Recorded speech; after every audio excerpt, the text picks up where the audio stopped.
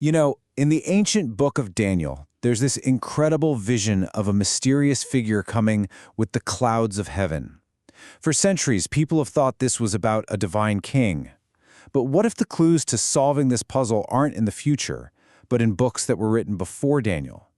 That's the question we're digging into today. So here it is, Daniel, chapter 7. Just picture this, a figure, described as one like a son of man, comes with the clouds.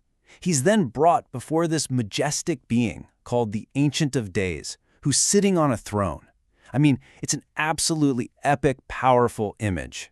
And right away, this brings up the central puzzle we're trying to piece together. Who exactly is this one like a son of man? Now, for most of Christian history, the answer has felt pretty straightforward. The common reading is that this is a direct prophecy of Jesus Christ ascending to God the Father's throne in heaven right after his resurrection. For many, that's a foundational belief. But the interpretation we're looking at today asks a really interesting question. How would an ancient reader, someone alive in Daniel's own time, have understood this vision? The argument is that if we look backward at the books they already knew, instead of looking forward, the meaning of this whole thing completely transforms. So, our first big clue actually comes from the writings of the prophet Ezekiel. You see, his book was already finished and well known before Daniel even had this vision. Any devout reader back then would have been totally steeped in Ezekiel's language and his imagery. And just look at the parallels here. Daniel's vision of 4 beasts and a throne with wheels, that's not coming out of thin air. It's a direct echo of Ezekiel's vision, which also had 4 living beings and God's wheeled throne chariot. See, Daniel isn't just inventing new stuff. He's building on a blueprint that was already there.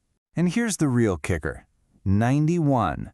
That's how many times God calls the prophet Ezekiel, Son of Man, in his own book. It's basically Ezekiel's title, his call sign. So you have to put yourself in their shoes. For an ancient reader, hearing Son of Man wouldn't immediately make them think of a divine being. It would bring to mind a prophet, a human representative, just like Ezekiel, who gets to approach God's heavenly court. Okay, so if we rethink the Son of Man, it also makes us rethink the other figure in the vision, the Ancient of Days. And a verse from the New Testament, from John's Gospel, adds another really interesting layer to this puzzle. The logic here goes something like this. If no human has ever seen God the Father, then the person Daniel sees on the throne can't be him.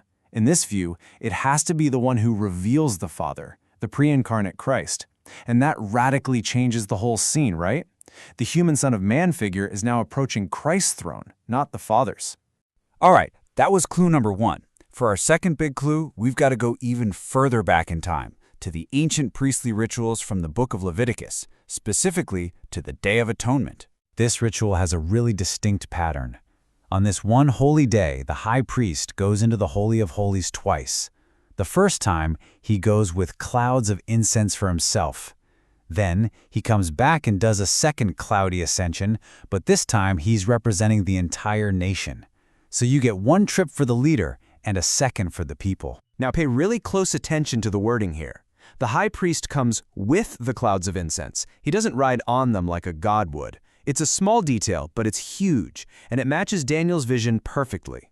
It suggests the Son of Man is also a human priestly figure, not a deity coming down from the sky. So let's put all these puzzle pieces together. We've got the context from Ezekiel, where Son of Man means a human prophet, and we've got the pattern from Leviticus of this double cloudy ascension, one for the priest and one for the people he represents. And when you do that, the whole picture just shifts. In this rereading, the one like a Son of Man isn't Jesus, it's the saints, the collective people of God. The Ancient of Days they approach isn't the Father, but the pre-incarnate Christ. And the bad guy, the little horn, is no longer some future antichrist, but the corrupt leadership in first-century Jerusalem that was persecuting the early church. So the takeaway is that the vision isn't about one person being enthroned. No, it's about the entire community of God's people making that second priestly trip, collectively receiving their kingdom from Christ. And, the most compelling evidence for this might just be in Daniel 7 itself, which later says the Son of Man figure represents the saints of the Most High. Okay, but so what? Why does any of this matter? Well, it's a huge deal because if you change the meaning of this vision in Daniel, it completely changes how you read some very famous passages in the New Testament that quote it. I mean, take this famous verse from Matthew. You've probably heard it.